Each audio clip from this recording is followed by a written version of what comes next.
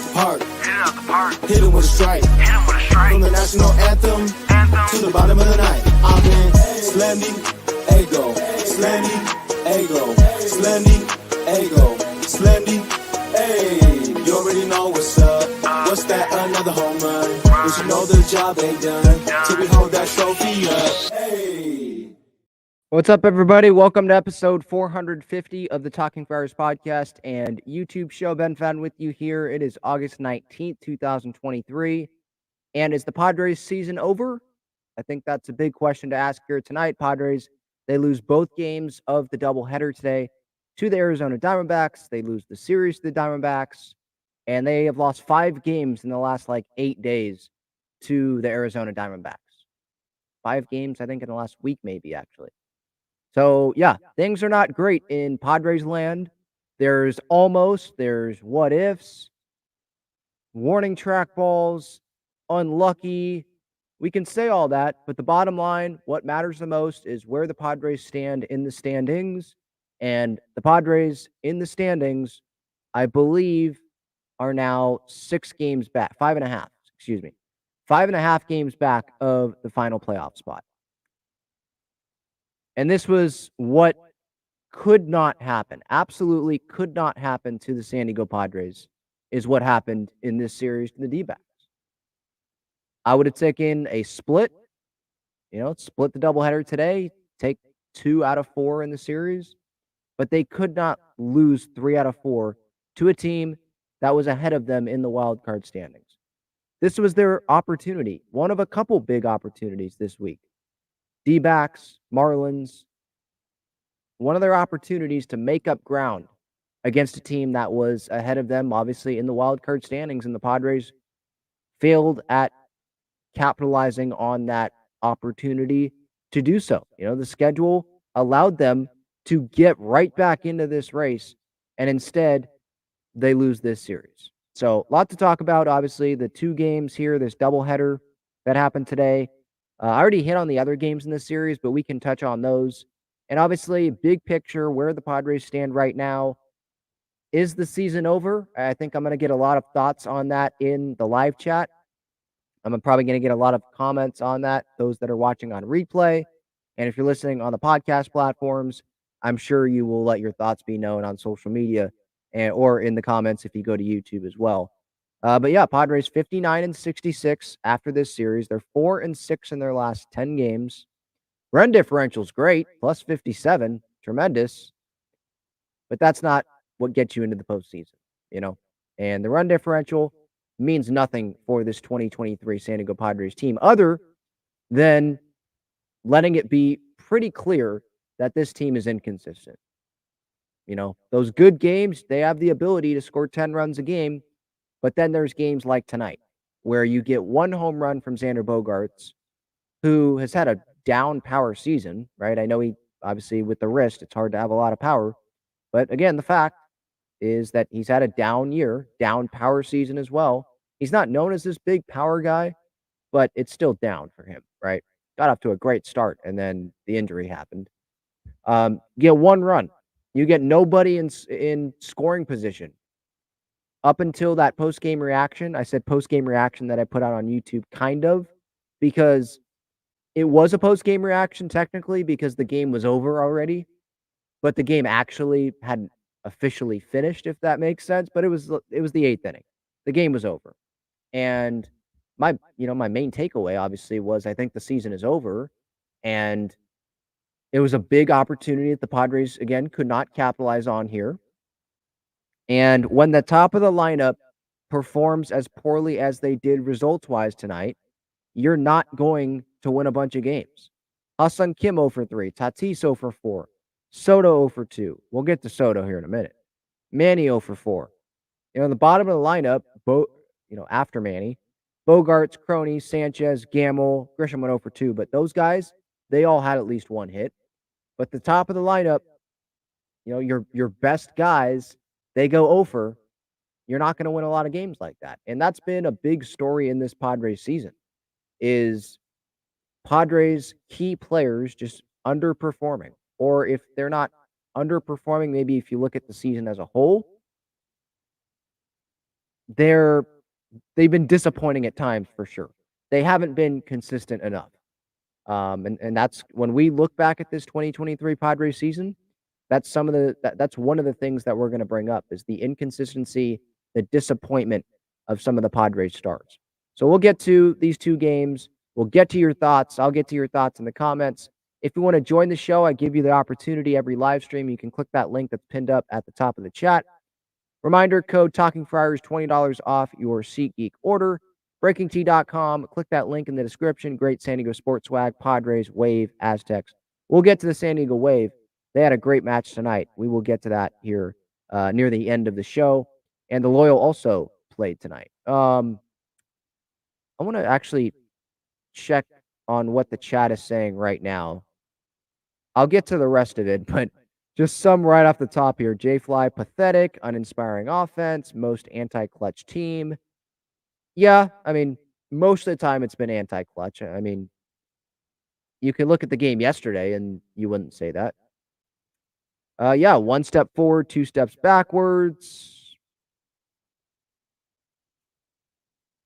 I'm glad there isn't a game tomorrow. Mental break from losing.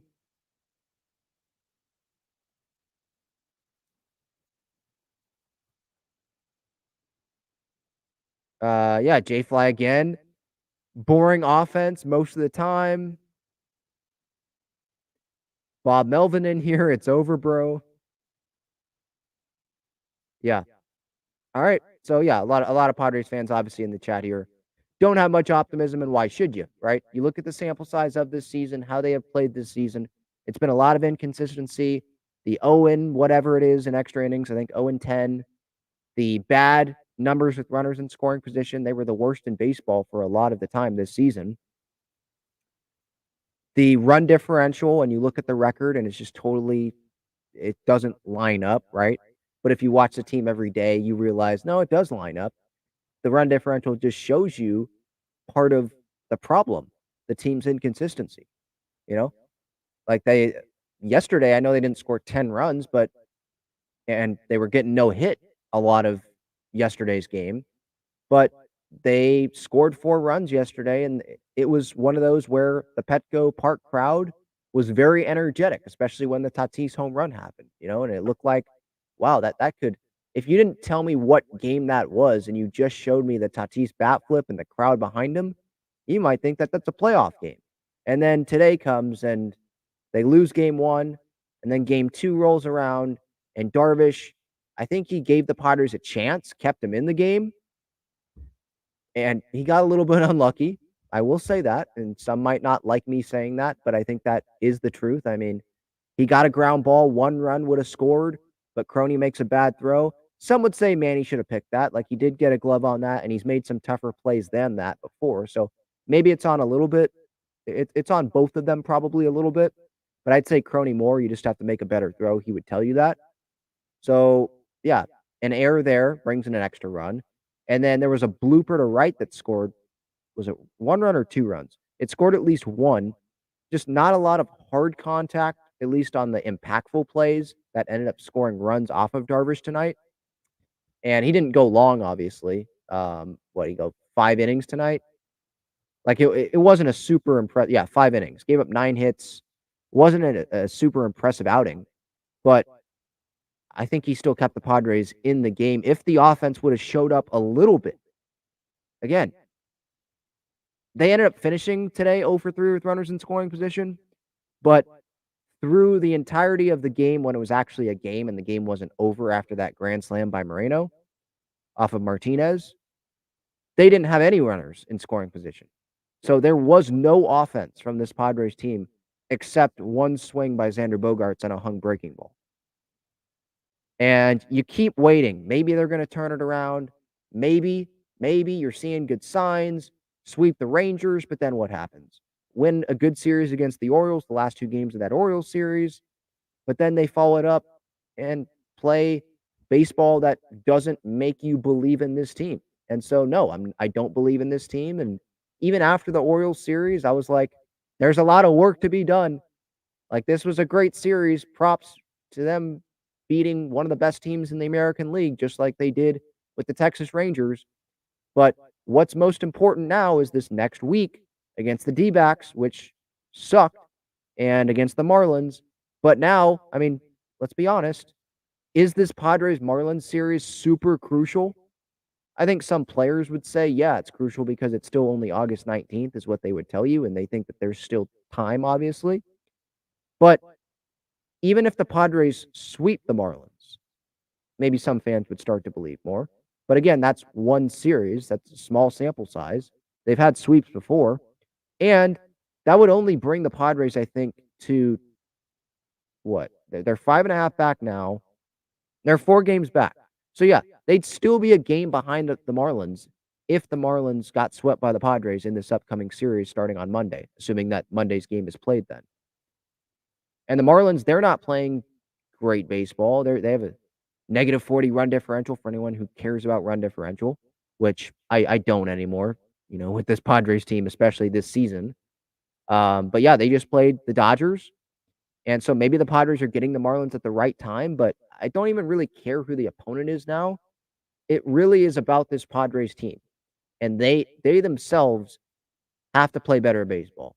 Who cares who the team is? I don't care if they win a series against a really good team. That's not going to change my viewpoint. My viewpoint will only change if this Padres team can go on a run. And why should we believe that they're actually going to go on a run? I just don't see them doing that. I just really have a hard time believing that that's going to happen. Check out Gaglione Bros' famous cheesesteaks and garlic fries on Friars Road. You can visit their website, gaglionebros.com, for their entire menu and enjoy their cheesesteaks and fries at Petco Park and Snapdragon Stadium as well. Okay, let's get to the 2 games in this series, not this series, 2 games that happened today. We'll start with game 1. Padres lose 6-4. And this one, it was disappointing at the end for sure, right? Juan Soto's up, down by 2, bases loaded. And it looks like he went oppo. Home run, oppo taco, grand slam, walk-off grand slam. What a moment that would have been, right? You play from behind from the get-go, first inning, you give up a couple runs. And I know they tied it after the first inning, right? Score a couple runs, and that's great. But played from behind and come back, that would have been great. But again, it was a bunch of, just like this season, a bunch of, oh, that was close, just didn't go their way. It was close, just so close, but it didn't actually happen. A lot of situations this year where the Padres have runners in scoring position, late in games, opportunity to be clutch, teasing you, oh, maybe they'll come back, and then it doesn't happen, right? We've seen that a lot. And that's what happened here in game 1 with Juan Soto up at the plate. And Tommy Pham continues to kill this Padres team when he is facing the Padres. And I'll get to the Tommy Pham stuff here in a little bit. Some of the incidents that went on, I have some thoughts on that, both ways. Tommy Pham, thoughts on him, and then thoughts on some Padres fans as well, or those that at least Tommy says they're Padres fans. Some weird things happened there. But yeah, Matt Waldron going in today, 7.28 ERA in AAA. So I was not expecting much out of Matt Waldron. Low expectations going in. And when I did my pregame thoughts, didn't even know who was starting that game. So, I was expecting the Padres to lose game 1, but I was really hoping that they'd be able to win game 2. Obviously, they didn't do that. But yeah, Waldron, from the get-go, playing from behind, 5 innings, 5 earned runs, walked 3, gave up 5 hits, 5 punch-outs. And it was one of those, like I said in my post-game reaction, it was a pretty decent offensive game, I thought. Manny has a couple home runs, pull side, went oppo. Kim had a home run. Yeah, I think you'll take that offensive performance, but it's not good enough when Matt Waldron is starting games. It's not good enough when you have that and a bullpen game after that. And so it's kind of like, yeah, you just flush that loss and you move on to game 2 because you had no other choice. But obviously here in game 2, there were some errors with Darvish on the mound and a little bit of bad luck. Balls not hit super hard that end up falling in. And so, yeah, the Padres, I thought they had a chance to stay in the game with Darvish on the mound, and they just didn't do anything offensively, like I touched on already. Ben Gamel had a tremendous catch, by the way, top of the third, falls into the stands to make that catch. And he was like, yeah, maybe Juan, how about you stay at DH? I think that's what his message was there. And to be honest, I know Juan showed off his arm on Friday night from the warning track, and that was an amazing throw. But would that be the worst idea in the world to have Soto just DH if guys are healthy? Have Soto DH because has Cooper really impressed? And G-Man Choi obviously on the IL. And the Padres, they're not going to have Campy or Gary DH if they're not catching. They want them to be on the bench just being a backup catcher instead of using their bat. So do you want the best defensive outfield out there? And probably the best defensive outfield out there is Gamel, Grish, and Tatis, right? It's not Juan Soto. And Juan Soto, you have him to have his bat in the lineup, right? He gets on base. He's one of your better hitters. That's why you have him, right? It's you don't have him because of his fielding. You also don't have him because of his base running, which, holy cow, Juan, what are you doing, dude?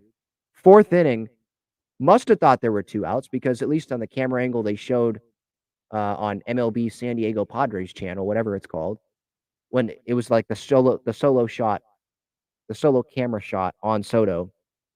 He's running around the bases, heads down. So yeah, he thought there was 2 outs. And it's a fly ball to center, warning track ball from Manny.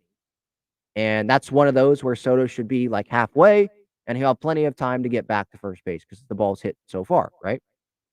But he keeps running because he thinks there's 2 outs, and there's no effort to run back. And he's just standing there. Maybe he's like, he was just thinking in his head, what the heck did I just do? I'm such an idiot for doing that. What the hell did I just do? And yeah, that was a stupid, just like I was not thinking moment there from Juan Soto. And there are some fans on social media, that would say, well, what was that? Because I put that out on Twitter. What the heck is Juan Soto doing there? And people were like, well, giving up, like he's literally said. But that wasn't him giving up. That was just him not being focused enough. And hopefully he takes accountability for that post-game here, because who knows what would have happened. The inning would not have ended there. That's what we know. If Soto would have stayed on first base there or been on first after the Manny flyout instead of being doubled off when he definitely should not have been, it's not like it was a tremendous catch made. He just didn't know the situation, forgot. I don't know, just, again, lack of awareness, not 100% focused on what is happening. If he would have been at first, who knows what would have happened later in that inning. But it's just one of those things that sticks in your head like, oh my gosh, Juan, what are you doing? The quotes about, yeah, we literally quit instead of, continuing to grind and continuing to push. And then there's this. And there's some balls in the outfield where it looks like he's jogging to the ball and not giving 100% effort. And Juan Soto, he's a tremendous player. He's a tremendous talent. So would I want him with the San Diego Padres long term? Yeah. If you take money out of it, yeah. But no doubt, to be honest, yeah, he does irritate me sometimes. Watching him play, it is irritating a little bit because it just doesn't feel like he totally gives 100% effort all the time. And I'm not saying you have to do it like on a ground ball to second base. You have to go 100% down the line, go full Adam Rosales or whatever. You hit a home run. I'm not saying you have to sprint around the bases, but it feels like there's some opportunities this year where he could have went harder and he didn't. And that sucks to see. Obviously, as a Padres fan that loves this team so much and spends so much time, and a lot of Padres fans that are obviously watching or listening to me right now spend so much time and effort and money into this team. So to see players that are getting paid millions of dollars talk about quitting and not giving full effort, that's a really bad look, and that's going to rub people the wrong way. And there are definitely Padres fans that I have seen here in comments and on social media, like saying that Juan's not a team guy. I'm not going to go that far, but like Juan's not a team guy, definitely not worth $400 million, which he's going to get way more than, definitely going to get over $400 million. He rejected $440 from the Nats. So that's probably going to be his floor of what he's going to be asking for, right? So yeah, I think fans are just emotional in the moment, obviously. And I'm guilty of that sometimes as well. I think he is worth a ton of money. But should the Padres give that to Juan Soto? I think that's definitely a question that is worth arguing about and worth really taking some time to think about. And that's probably an off-season thing to do. But yeah, just my overall takeaway from today was, yeah, the season's over. And I don't think I'm the only one that has that opinion. It felt like that Gabriel Moreno, I think that's his name, that Moreno home run, that grand slam, and that it it wasn't a well located pitch. It wasn't in the strike zone, but it was a floating changeup from Nick. I think it was a changeup up and in, and it was going right into Gabriel Moreno, and he was swinging, and so yeah, it was like pretty much right in his hot zone, if you will, because it's just a floating changeup coming right to you. You know, if he would have thrown a strike like low and away on that, that wouldn't have happened. But anyway, grand slam happens, and it's like, yeah, the game's over.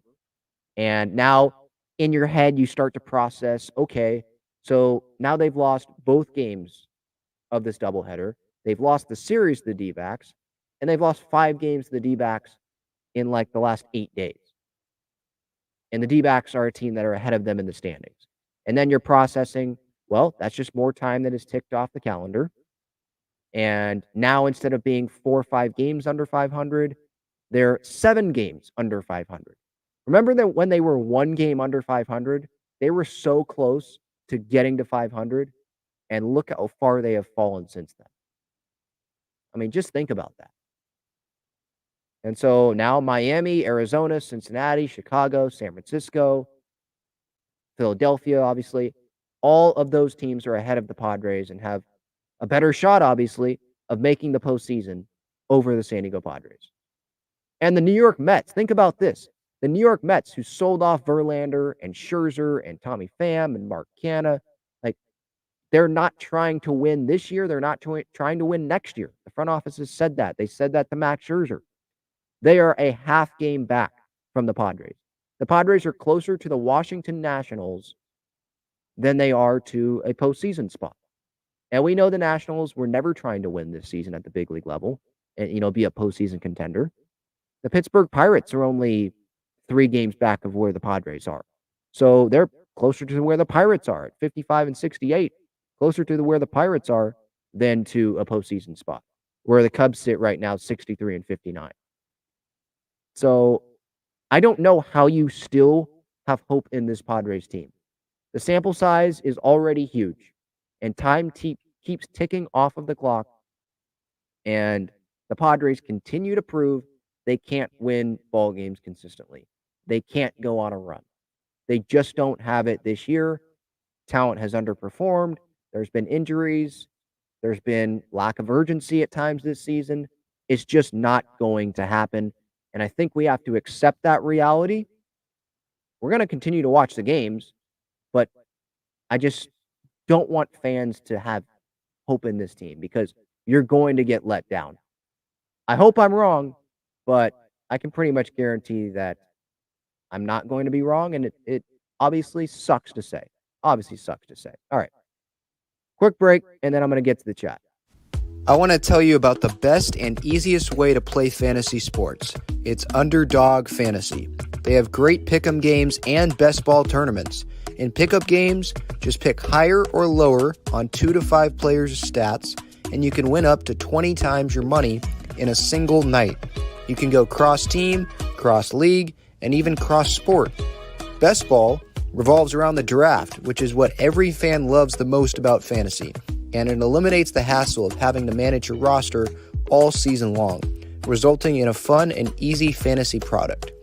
How does it work exactly? You enter a contest where you participate in a snake draft against other users. That lineup that you drafted competes against every other draft in the entire contest. The better the combined performance of your team, the more money you win. After your lineup is all played, Underdog will take the best performing players and automatically set them as your starting lineup. That's it. No waivers, no trades, no worrying about who to start or sit.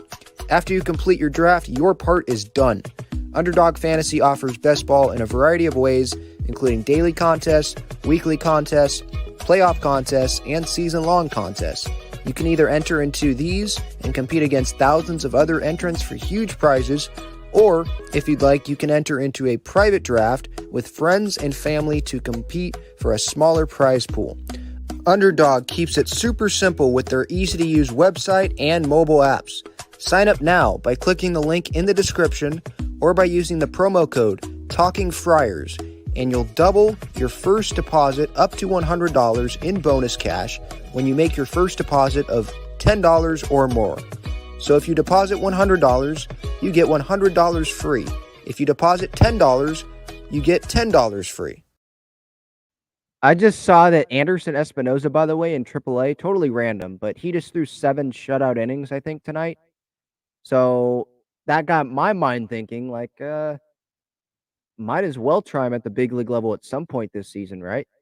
Last couple weeks of the year, if the Padres are definitely out of it and they get eliminated officially from the postseason contention, why not put Anderson Espinoza in and have him start in Rich Hill's place or something like that and just shut someone down? Musgrove, don't come back, Joe. Don't come back for this team. Come back for a team that's, has the right mindset, the right mentality. Come back next year. Just start the year fresh. Please be healthy for your off-season workouts. We need you for next year. Don't come back to this. I don't even know if the Padres, they probably don't even deserve to have Joe Musgrove come back. And I know Joe, that's not who he is, right? He's a team guy. He's going to work his butt off to try to come back. But what's the point, right? I think we can agree the season's not going anywhere. Padres aren't going anywhere.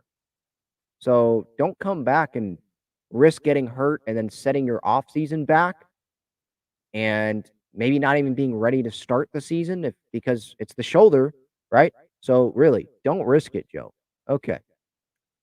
Before I get to the chat, by the way, and I will get to the super chats, I will get to those first because those obviously take priority. It separates it into a different category, makes it very easy for me to see the comment, the question, guarantees that I get to you there, and it supports the channel. So I appreciate anyone who is going to be generous enough here tonight on a sad night, obviously, to take the time to do that and support the channel. I did want to get to the Tommy Pham stuff because I was working earlier today, and so I did not see this immediately when it came out from Patrick Daly, who, by the way, just came on the show recently, so you can go watch or listen to that if you want to. And he's a season ticket holder, so he was. I think it was a great conversation that we had, just talking about the season ticket prices increasing, the state of the Padres team, the disappointment from this season, what the Padres should do with AJ Preller, and if we were Peter Seidler, what would we do? And so Patrick, this was a video that he posted on social media. I think his wife was at the game. Patrick was not at the game. And they sit right by the visiting dugout. So Tommy Pham is right there with, obviously, other Padres fans in the home plate club. I don't know if anyone has gone down there, but you're right there with with other players. Like, you can have conversations with them when they're on the deck, when they're on the on-deck circle. You can hear the conversations they have. You can hear Rich Hill grunting when he delivers pitches. Like, you can hear everything probably, right? You can hear the umpire, I would imagine, conversations with the manager. If, a manager gets pissed off or something, you can hear it. Now, there's a couple incidents here with Tommy Pham that happened, I think, during this series. I want to start with what happened in the first inning of game 1 of that doubleheader. So, in the video, and you can go look it up, Patrick Daly, on social media. I'll pull up the video here right now, actually. And for the podcast audience, don't know how great this is going to look, but I'm hoping for the YouTube audience, this will look good. So I'm going to share my screen here. Give me a moment.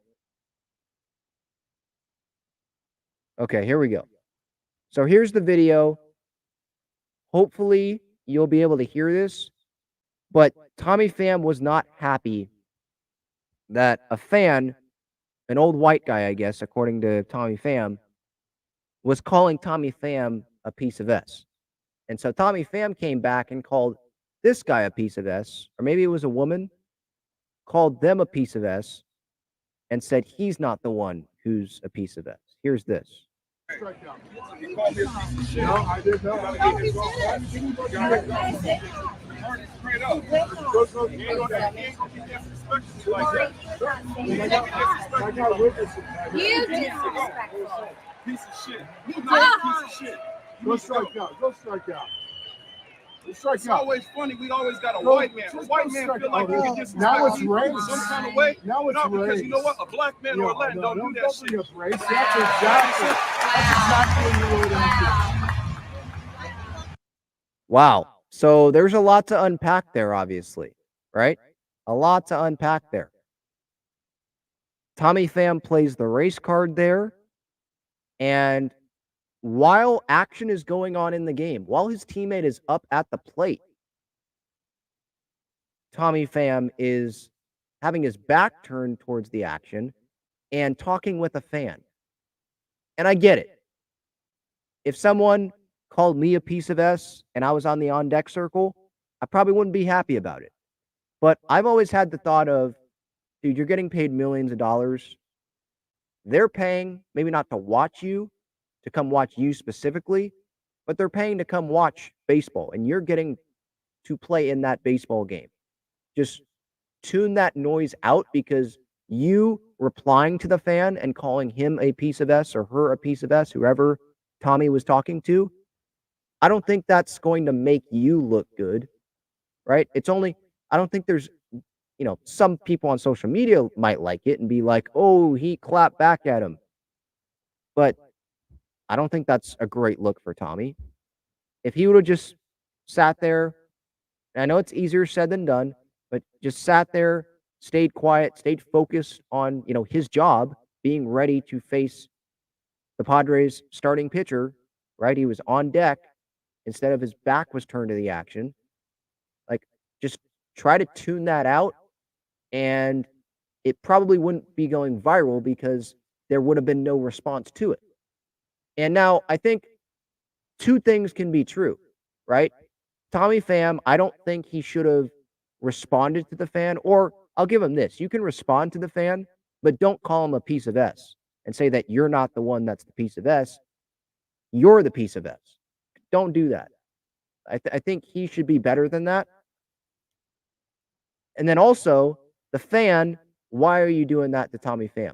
If that's the case, if you're calling him a piece of S, it's one thing to make jokes about Pacers, right? The nightclub and all that. But I don't think you should go that far as a Padres fan, or any fan, just a fan in general in sports. Doesn't have to be baseball. I don't think you should be calling players that. And then there was another incident, according to Tommy Pham, that happened during this series where a drunk, I guess, Padres fan, drunk woman, was by the hotel and said, F you, Tommy Pham, that's why we got rid of you. That's why the Padres got rid of you, like, because you suck, I guess, is what Tommy was getting at. And, Tommy was obviously right here in this situation. I don't think he did anything, like, bad or anything, or said anything. At least he didn't say that. We didn't get both sides. There was no, like, video of this. But this was just him talking to the media in between games of the doubleheader. And he was essentially saying, like, lady, the Padres actually tried to sign me back. They didn't get rid of me. They actually tried to sign me back in free agency. It was free agency. The Padres didn't get rid of me. So Tommy is correct on that. So what I would say, just to pull all about this entire situation, is, again, I think two things can be true at the same time. I think Tommy should not have called fans, or that fan, a piece of S. And I think that Padres fans, just fans in general, you can, be heckling players, right? But don't take it too far. Don't call players pieces of S, right? Because when you do that, then obviously, yeah, when Tommy Pham, he's an emotional guy and he hears you, he's going to respond, right? I'm not surprised that Tommy responded. I just don't think he should have in turn called that fan a piece of S. So just Tommy, I think he should have approached that a little bit differently. And I think fans should not think that they can do whatever the heck they want just because they bought a ticket or they have one of those really rich tickets, first row, right? That doesn't make it okay for you to do whatever the heck you want, right? And to be outside of a team hotel and say "F you, Tommy Pham," sure, okay, the woman was drunk, but to do that, I think that's over the line. That's too much. Again, it's okay to heckle players. Like, players understand that. Like, that's just part of it. You're standing in the outfield, that's part of it. But fans sometimes can take it too far, and maybe this was a situation where that happened, and it's unfortunate that it did happen. So yeah, that's my thoughts on that. Okay. I'm gonna get to the chat now. I'm sure there's a lot of thoughts here just on this Padres D-back series, where the Padres stand, and that Tommy Pham thing here. Noah says, Dodger fan, cheer for us because we faced wild card teams. Oh, yeah. Well, yeah, when you were facing the Miami Marlins, yeah, you want Padre fans probably wanted the Dodgers to win. I wasn't watching those games and like actively rooting for the Dodgers. I wasn't watching those games at all. But yeah, of course, because the division is out of reach, right? Padres, they're not going to go win the division. So yeah, you want the Dodgers to win those games when they're facing the Marlins. Thank you for the super chat there. JD's third with the super chat as well. Ben, there is no such thing as a race card. But okay, and I don't want to get too far into that because I'm not on the other side of things, right? Like, I'm not a person of color. So if there's people that believe that, okay. I still think that Tommy, again, I just think that he should have, not faced the fan and just faced the field and tried to get ready for his at-bat. And if he was going to respond, I just don't think that was the right way to respond. I think he could have done a little bit better of a job, not called someone a piece of S, and not talked about how, oh, well, it's how white people think that they can say this stuff about people of color. Because does he know who that person is that he's talking to? And I think it paints a lot of people as well in a negative light that aren't people of color, that definitely don't think that way and would never talk to someone like Tommy Pham like that. And so it just sticks out, obviously, because it's that one fan. But I don't know. I wouldn't have done that. But again, I'm not a person of color, and I'm not a major league player in that situation. So it's easier for me to sit here and say that I would have gone about it differently. That's just my opinion on it. All right. Let's go through some in the chat here. There's obviously a lot of people in the chat here. I appreciate everyone who has tuned in here tonight. Chris says, went to Snapdragon for the first time today. Such an awesome stadium and experience. At least one San Diego team won today. Yes, at least one San Diego team won today. We will get to that. And the Loyal, actually, they tied. So at least a couple San Diego teams did not lose today. But the team that most people care about, the Padres, they lost both games. Lizzie says, I really dislike doubleheaders. No way people are still drinking the Kool-Aid, especially after we lost Musgrove. Yeah. I don't see how people still believe in the team. It's fair to say, like, the season's not over, like, technically, because, like, they're not officially eliminated. But I think the season is over, not technically, if that makes sense. Like, I don't see them making the postseason. And I've said that for weeks now, maybe months. I just don't see it happening. And this series against the D-backs this last week has just proven that, right? good series against the Orioles, but remember what happened in the first game of that series? And then this series against the D-backs, The one game they won in this series, let's remember, they won 4-0, but the game was way closer than that. They were getting no hit through more than 6 innings, I think, last night, right? And then they win the game. So they didn't dominate really in anything this series. They didn't dominate in that game that they won. So yeah, that was like the worst thing that could possibly happen to the Padres. Which that's what happened. And losing all 4 games obviously is the worst, but losing 3 out of 4, that's really bad. Daniel says, how do former Padres like Pham always kill the Padres? Yeah. And it's not just this year. Pham, going into today, he had 4 runs driven in. No. Through 3 games. So after game 1, 4 runs driven in this series. And then, yeah, so he finished with 4. He didn't drive any runs in the second game.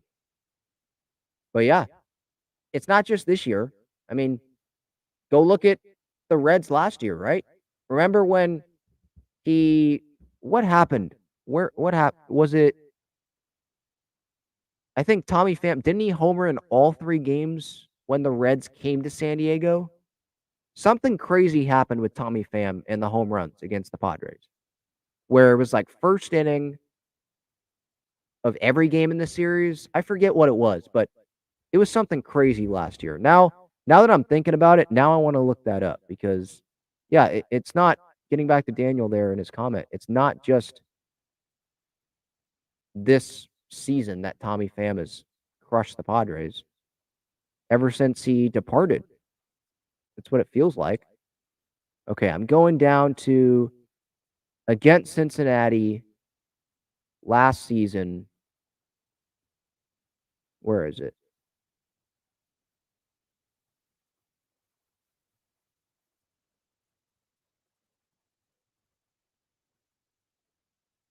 I'm seeing at Cincinnati. Okay. No, this was really early of 2022. Monday, Tuesday, Wednesday against Cincinnati. Now I got to look at the box scores of all these games. The Padres won all of the games, but if I remember correctly, Tommy Pham had himself a heck of a series.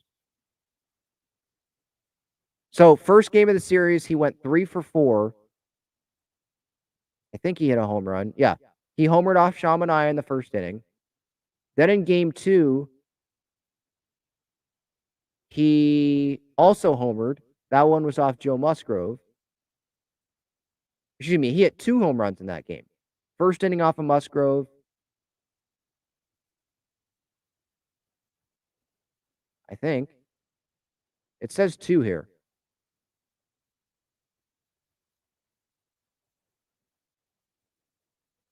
Or maybe that was his second home run of the season. I don't know. But yeah, he homered in the first game, the second game, and then the series finale, he didn't homer, but he got a hit. He went 1 for 4. So yeah, it's continued. I know that took a while to look up, sorry, but former Padres continuing to play really well against the Padres. What a shocker. I mean, you can point to Jack Sawinski from the Pittsburgh Pirates earlier this season. Just go down the list. Tucupita Marcano's had some moments as well. Did CJ Abrams, did he homer against the Padres earlier this season? I want to say he did. I want to say Gore had a pretty decent outing. One of them. One of the outings wasn't good, and I think the other one was. But yeah, it's been a history. Travis Jankowski, right, leaves the Padres. He's on the Rangers, and the dude is hitting like over 300 when he comes to town. It's crazy. Podson69 says DFA Martinez. That's not going to happen, so I'm just going to not even comment on that one. Omar says, does Hurricane Hillary rip apart Petco and get rid of this horrible curse? Can't she tear down Preller's house and F it, blow him to the East Coast? Okay, I definitely don't wish that to happen, but I get the point. You don't want AJ Preller to be running this ball club anymore. And if the Padres miss the postseason, then you're not going to be the only one having that opinion, for sure. And I don't think the Padres are going to make the postseason. And Bob Melvin, as I've said numerous times, I said it on John and Jim on the radio yesterday, and I've said it so many times on the show, probably said it on post-game reactions. Bob Melvin doesn't deserve to be the scapegoat for the Padres missing the postseason this season. So he's a bad manager this year, but he was a good manager last year because he got to the NLCS. He just forgot how to manage this season. Like, no, it's not him. He's made some mistakes, but I'm sure Bruce Bochy has made some mistakes this year. I'm sure Brandon Hyde has made some mistakes this year. Like, that's just what happens with the manager job. We all judge it on hindsight. It's like, if the move worked out, okay, it was the right move. If it didn't work out, even if it was probably the right move at the time, you put in the right guy, but it didn't work out, well, terrible manager, fire the manager. I think this is more on AJ Preller, the roster construction, and it's more on the players on the team that had these World Series expectations. And Preller did construct this roster where experts going into the year were saying that, yeah, this team's going to go deep into the postseason, going to go to the World Series. Some people on MLB Network were saying that. ESPN predictions were having that. Padres, Astros, or Padres, Yankees, they were lining it up for that. And those same players just have not produced to the level of expectation so far this season. And I see Pedro. What's up? Hey, what's up, guys? Oh, Hey, man, I see him in here. How's it going? hey, I know. Yeah, it's just like kind of like Bob Melvin said. It was like a long day, but Yeah. almost like a surgeon or a nurse or a fireman. Like you got that comment. It's kind of like they're not concentrating. They're lackadaisical. Like whatever happens, happens. Like if a heart surgeon, I'm starting to be a nurse. You've kind of heard the rumors. Surgeons and lawyers, they go in doing cocaine or whatever, and they still do their job. Like that's the mentality that these guys got to do. They're ball players. They're being paid really well. They got to brush all that whatever is bothering them or whatever is getting like in the way. They got to concentrate at the task at hand and just play baseball. Like I don't know, it's kind of like almost a defeatist attitude where they're like the luck. He kind of mentioned the luck the other day. Yeah. This little post game, he kind of admitted that he made the mistake game one of the doubleheader, that he might have waited too long to pull out Waldron. But man, I'm like, dang, that's where I want to kind of get on you. Like I'm pro Preller because just what we just seen the last. I go to a lot of Lake Elsinore games. I see a lot of these young guys. And Preller, he stocks up the farm system. So, and this whole roster construction little kind of thing, I get it. Like you want it more balanced, but it is what it is. And like you got those three top dog pitchers, Musgrove, Darvish, Snell, and Lugo and Waka. They're no walk in the park. Those guys are good. They've been like on what championship teams and postseason teams, and we've got the top four dogs: Tatis, Machado, Bogarts, 2 times champs. Soto is a champion, is what rookie season, and he was the postseason. And then the thing where I get with Melvin is what happened to that Sanchez Camposano combo, and then you're kind of putting in Choi, Cooper, or the that's Gamble. an AJ thing. That's not Melvin. That's AJ. Like, I'm No, sorry. but As you're the manager of the team, that your GM went and acquired guys to be the DH. Like, I think he has to have them DH. But I mean, you Give them found that little spark with Sanchez and Campy. If one's hot, then the other one kind of you could DH. Like, don't those other guys could be bench dudes. Like if someone gets hurt, yeah, or for whatever. sure. I think that, yeah, like right now, especially with the urgency and even like a week ago, yeah, it made sense to have Gary and Campy both that be in the combination lineup looked like it every was like day. something somebody was. You need the best lineup. It doesn't matter if you lose the DH if the catcher gets hurt. How many times does the starting catcher get hurt where he has to come out? I think they made a comment about that. Orsilio Don, he said out of his whole time in Boston, he never seen it, because he said they would do that a lot in one of the championship years he was there in Boston, and he said he never saw. So he was kind of pro the combination. But like I'm saying, isn't that a Bob Melvin thing, or do you think it comes from up top, which everyone kind of speculates?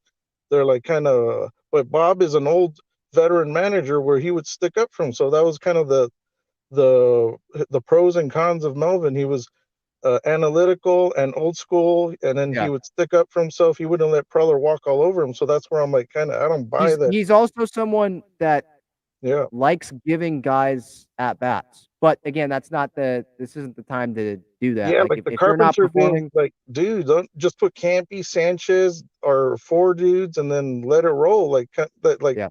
Sanchez he just hit what two homer day the other day, and now it's like we haven't seen him. I know he played today, but it's like you mess with the flow, and like it's like I don't know. It's like Bob Melvin gets in front of himself. I'm not anti Bob Melvin, but I'm just saying it looks like he's made decisions, you know, till last year in the playoffs. You know, I've been kind of critical of that, but it looks like he kind of doesn't have a feel for the bullpen, and like with the Waldron today, he should have known. Like, man, I've gotten 4 or 5 innings. Let me get him out of there, and I would have put Martinez in there.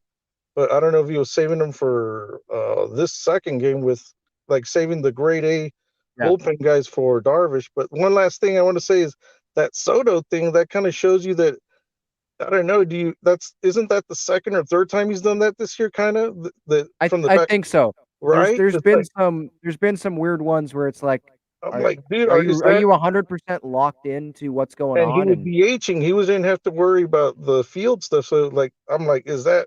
I know we gave up a lot, but like to me, I'm like, is that a $500+ million dude? I know he's young.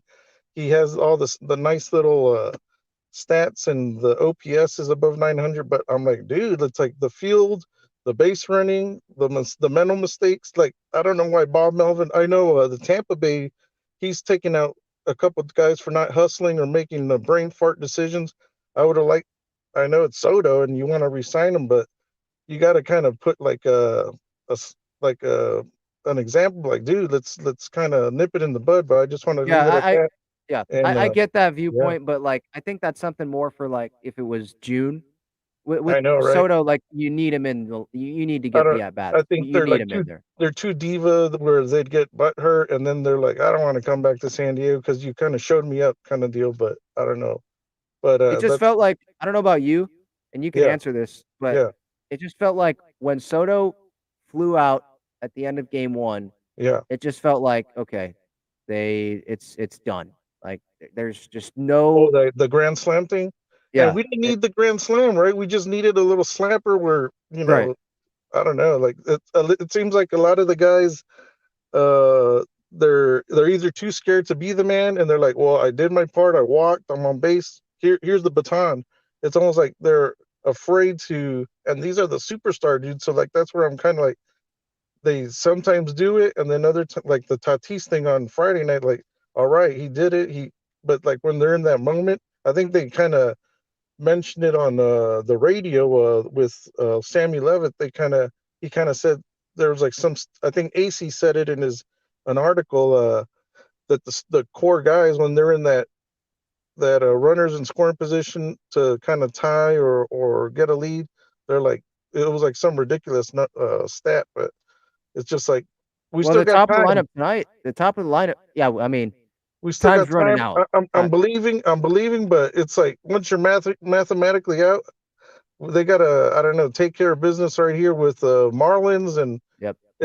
I kind of watch all the games because my dad's from New York City, so we're kind of tuned in from the early games, and then I'm like, all right, Chicago lost, blah blah blah, so I'm kind of tuned in, and that's where I'm like, everyone's winning and losing, and we just got to get on a little, just 5 to 10 game run, and we'll get that wild card, but it seems like they don't want it. Yeah, I and don't know. you mentioned the 5-10 game run, but I just Yeah, that just feels like a they've pipe never. dream. Yeah, There's nothing they've never won more than 3, so it's like kind of like, geez, like you yeah, gotta. I'm not gonna even be like, well, that just if they go on a run. No, yeah, I just don't believe that they're ever gonna crazy, do that because they haven't proven that they can. They've yeah, just been so inconsistent this season. So yeah, we'll see. I yeah, mean, there's time, but there also isn't time if that makes sense. yeah, Yeah. exactly, yeah. All right, guys. All All right, right. well, Thanks so all much, right, great Pedro. show. Have All a great right, night, guys. man. All right.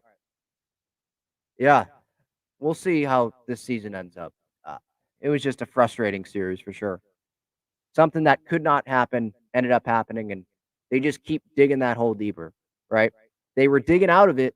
Again, they were one game under 500.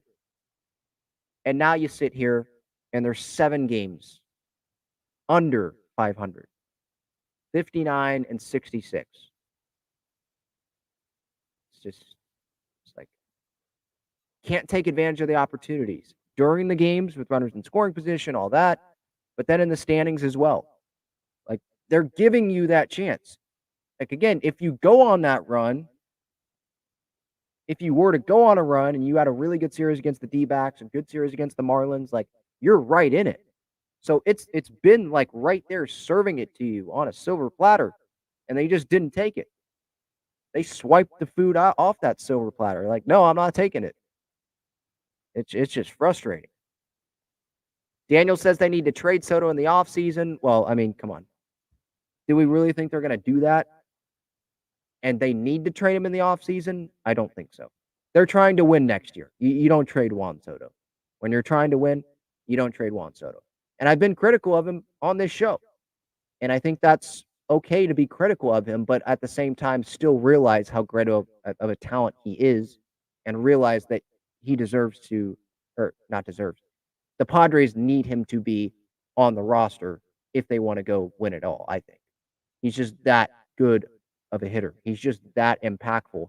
Getting on base when he is on, when this team is in contention, that is a super valuable piece to have. And I think the Padres are willing to risk it. And what I mean by risk it is risk losing him for nothing. Because especially with how this season went, Peter Seiler's going to sit. He's not going to sit there and be like, it's all right if we do that again next year. No, he's going to be probably even hungrier to go win next year because he knows that his organization has let the fans down. The fans that have put a lot of money in his pocket, a lot of money in the organization's pocket, by the way. Brent says everyone going to be right back on this team's back train if they win 2 out of 3 against Miami.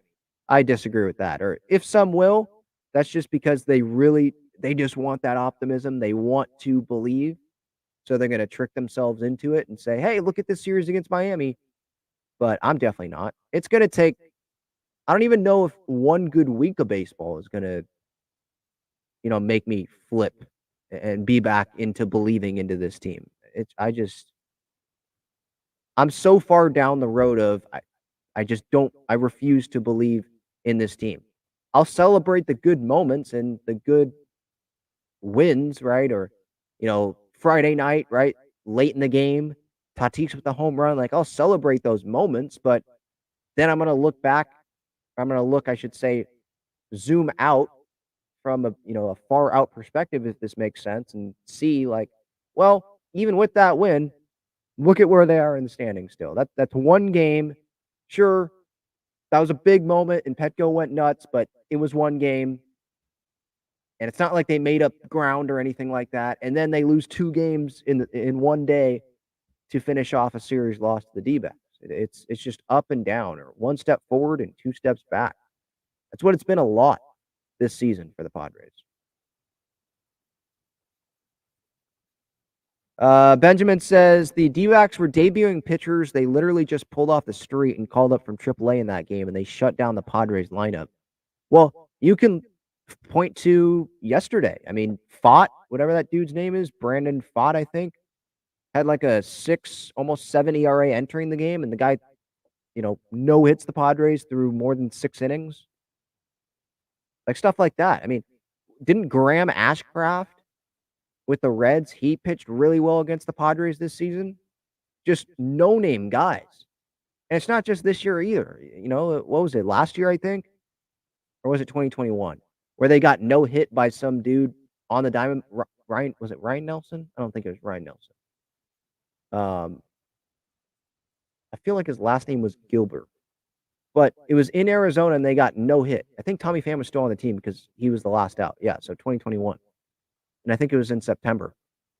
But like, just no-name guy just comes up and the Padres make him look like Randy Johnson out there. It's annoying. Yes, shout out Gaglione. Yeah, shout out Gaglione Bros. Best cheesesteaks in town for sure. And shout out, by the way, as we're doing shout out to Joe Dreams, who was repping Talking Friars on the bridge the other night, singing his song. So thanks to him for the support. He's been on the show before. Okay. Continuing to scroll through the comments, see if there's anything worthy to bring up here. JD's third, no more crazy talk about the playoffs, please, and thank you. Season has been over since May. I disagree about the season being over since May, but yeah, we're going to keep talking about the playoffs because they're not mathematically eliminated yet, but I get your point. I'm going to keep saying that I don't think they're going to make the playoffs and they don't deserve to be a playoff team.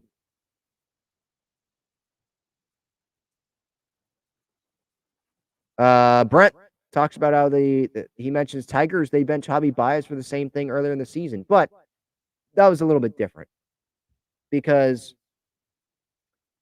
Baez on the Tigers, Baez being benched was at the end of the world. The Tigers, they weren't going to go, be a postseason team. AJ Hinch was just trying to send a message to a lot of the younger players on the team. Like, I'll send a message through Javier Baez, one of the big veterans on this team. You don't want to hustle. You don't want to be mentally in it. All right, you're gone. But with the Padres, it's different. Like, the urgency needs to be there. And I don't think the Padres think that they can afford to have Juan Soto miss game. He's played in every single game this season. He's appeared in every single game. He hasn't started every game, but he's appeared, I think, in every single game this season. So he could DH. It's either DH in the field, pinch hit appearance, every game. So you know how much the Padres value Juan Soto. So I would be very surprised to see that happen, to see Juan Soto be benched. Because you're taking out a guy that can help you go win a ball game. And you need to win games. This isn't April or May where, okay, yeah, maybe you make an example out of him, for one day or something. You got to win games here. So I just don't see that happening. Ricardo asks, is Nando the same player without ringworm? Oh my gosh. It's probably a Dodger fan, huh? I'm going to put the user in timeout there. I'll let you back in once that timeout is over, but come on.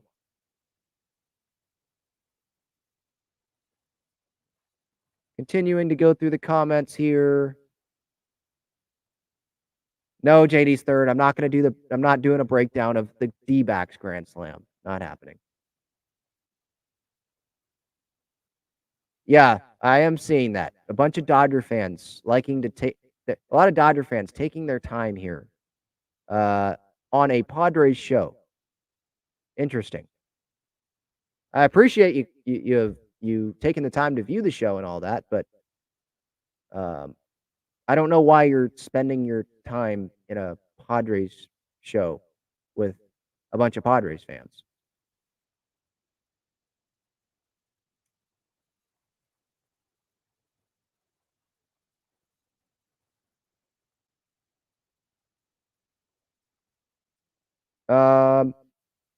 Yeah, another Dodger fan in here. Oh my gosh. You guys don't have anything to do? You don't have anything better to do with your time on a Saturday night? I would think you'd go spend time with other Dodger fans, like a normal fan.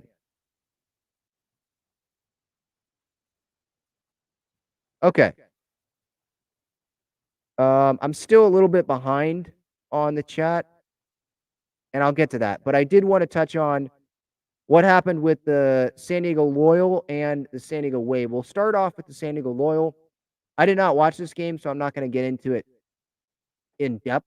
The Wave game was on, and the Padres obviously are on. So that would have been a lot of multitasking there. But they did tie 2-2 with New Mexico United. Their next match is on the 26th.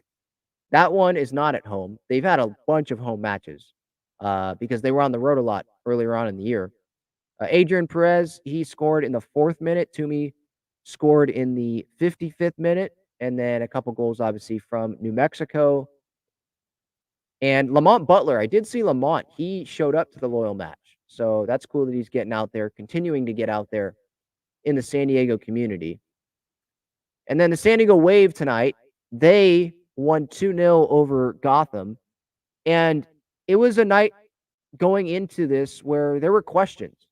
The game was supposed to be at 7, pushed up to 5 because of the hurricane stuff, and wanted to get probably Gotham out of San Diego quick, and get stuff taken down from the stadium and all that, get that done before any potential weather hit. So I thought that was a smart decision on the NWSL's part, the Waves part, whoever makes that decision. But there were questions like, was Lynn Williams going to be there? Christy Mewis, Kelly O'Hara, was she going to start? Like Alex Morgan, Naomi Girma, Kaylin Sheridan. And I'll just say this. I had a leaning that Alex was going to start this match. But that's because I work for the team. So I had a little bit of a leaning towards it, but obviously didn't say anything before the match. I'm not going to ever do that. With Naomi Girma, she did not play. She was available on the bench. She did not start, I should say. Did she play at all? Let me double check. I don't think she ended up playing at all.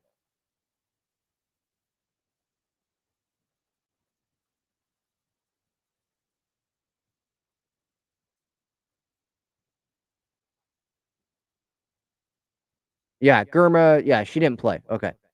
And Kaylin Sheridan, she was not available to play. She just got back from the World Cup, and some were surprised to see, obviously, Morgan playing because she just got back. Girma just got back, obviously. Sheridan just got back. Emily Van Egmond and Sophia Jakobsen, they were playing each other in the third place match for the Women's World Cup. Sweden won that, by the way, so congratulations to Sophia Jakobsen. She gets the bragging rights for Wave players. Best World Cup finish, unfortunately.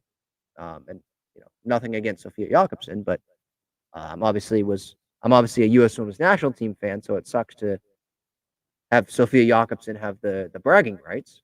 But hey, at least the Wave got a couple players representing them in the third place match. Couldn't get to the final, but it was close. So they're obviously not in San Diego yet. And Morgan played, and like I said, Sheridan not available. Girma did not play. But Lynn Williams did not play. Christy Mewis did not play. I don't even know if they traveled with the team. Probably they didn't even probably travel with the team. And then Kelly O'Hara, she was on the bench to start. And Midge Purse, it was interesting. She came off in the 26th minute. So it was really early substitution there for Midge Purse. And then Abby Smith, the Gotham keeper, she was carted off, unfortunately, with an injury late in the match. And some weird NWSL after dark a midfielder for Gotham, had to come in and be the keeper for the last moments of the match. Wave were already up 2-0. But that's just something that you don't always see. But it was great that the San Diego Wave were able to win this match, obviously. It had been a long time since they had won. June 4th. And guess the team that they were playing when they won that? Gotham. And that was on the road. And that was, I believe, Doniak scored in that match as well. And she scored the first goal on a Shaw assist. I believe it was a Shaw assist on that one as well in Gotham. So there's a lot of connections here. Doniak and Shaw against Gotham. But yeah, Shaw down the right side and two defenders on her, turns past the Doniak one-timer in, and then Ali comes in, and Mel Barcenas, she gets an assist. Ali scores 85th minute. Great pass by Mel. And obviously Ali, it seemed like a pretty easy goal because the keeper came out. And so that allowed Ali to go left, get past her, and then have a wide open net. But yeah, just overall, like, it was a solid win for the Wave. It was a good night for the San Diego Wave. Like, it really felt like they needed this win, especially with how the results went with the World Cup players away. And I know, again, Girma didn't play and Morgan didn't score anything like that, but they do still have an impact when they are in the building with the Wave, when they're in that stadium. And again, like they're holding on to that sixth playoff spot. So it's crucial, because the regular season resumed here. It's really crucial for them to continue to pick up 3 points or pick up 1 point so that they can stay ahead and keep that playoff positioning. Stay ahead of, I believe, Racing Louisville, who is 7th, and I believe they're 4 points back of the Wave. North Carolina's 1, Portland, Gotham, Washington, OL Reign, San Diego, and then Racing Louisville is at 20 points, and they tied with, I believe, Angel City today. But the Wave, they are now 7-6-3. Their next match is on Friday at Orlando. Their next home match, September 3rd, against Houston, against the Houston Dash. Great giveaway there, by the way. Bucket hat, World Cup bucket hat. So I definitely recommend you get tickets for that one. I'm sure those bucket hats are going to be a popular item among Wave fans there at Snapdragon at the beginning of September. So there's the latest from the Wave there. And I think that their next match against Orlando, I mean, that feels like a game that they definitely should win as well. Okay, getting to the rest of the chat here to finish off the night. AK88 asks, what is San Diego FC Loyal or whatever? It's not the same thing. The Loyal, they're not San Diego FC. San Diego FC is the new MLS team that's going to be coming in 2025. The Loyal are the current men's professional soccer team in town. There's Albion, but they're the highest level of men's professional soccer in town right now that's actively playing. And they play in the USL, which is the tier below MLS. But there's no, obviously, promotion or relegation in the United States, which probably should change, but it's not going to change because of the owners, and it's probably a lot more complicated than we think. I did see this. Getting back to Tommy Pham, I did see this on social media. There were fans that were like, I guess some people forgot that Tommy Pham slapped Jock Peterson for taking digs or joking about the Padres or whatever. So, like, people are getting mad at Tommy Pham and hating on Tommy Pham when Tommy Pham smacked Jock Peterson for knocking the Padres. But I think it was convenient for those that pointed that out to not point out that, Tommy Pham threatened Luke Voigt, who was on the Padres last season. Like, don't forget about that. Didn't he say, like, he knows a gym that they can go to fight if they want to? Because there was that collision Luke Voigt had with, I think, Tyler Stevenson, who was the catcher at the time for the Reds. And Tommy Pham got all pissed off about that and was, like, threatening Luke Voigt. Like, people just forget about that.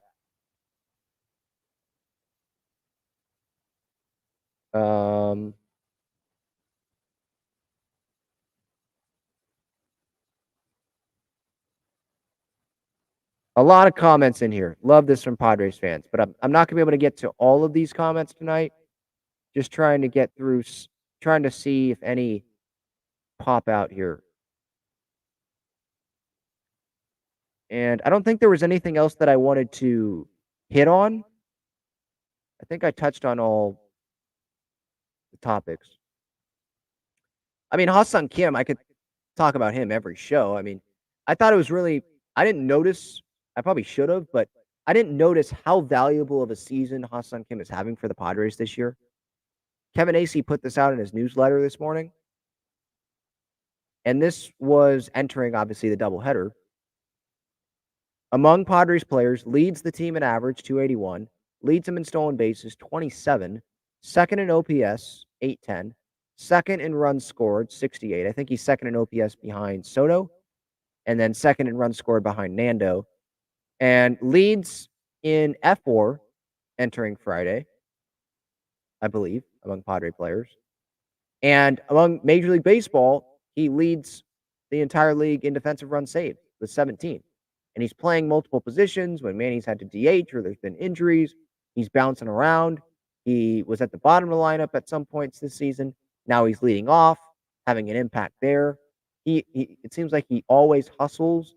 And it's like he plays like he's fighting for a spot. It's like he plays like it's spring training and he's a prospect fighting for a spot, not a guy that's making $7 million a year and is the starting second baseman for the team most nights and is the leadoff hitter for a major league ball club. You know, he doesn't play like that. He plays with a lot of aggression, and I definitely respect that. And I think a lot of Padres fans respect that. And that's part of the reason why he's become a fan favorite for sure.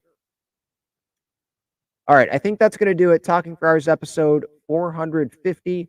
Thank you so much, everyone, for the time. I really do appreciate it. So many comments. It's really hard to keep up with the chat when there's over 100 people in it, and there's obviously a lot of things to talk about amongst yourselves there in the chat. But I truly do appreciate everyone that has put some time in tonight and has been in the chat and has interacted. Thank you, Pedro, for coming on the show. And if anyone is new, please subscribe to this YouTube channel. Turn on the notifications so you don't miss when I go live for the next one. You don't miss when I put the pregame thoughts out, postgame thoughts, or postgame reaction, I should say. And you can follow me on social media at Talking Friars, Instagram, and Twitter. Again, thank you all for the time. Appreciate it. Have a great rest of your night. And we'll see how the rest of this season unfolds for the Padres. No game tomorrow. And maybe they're going to be back at it on Monday against Miami.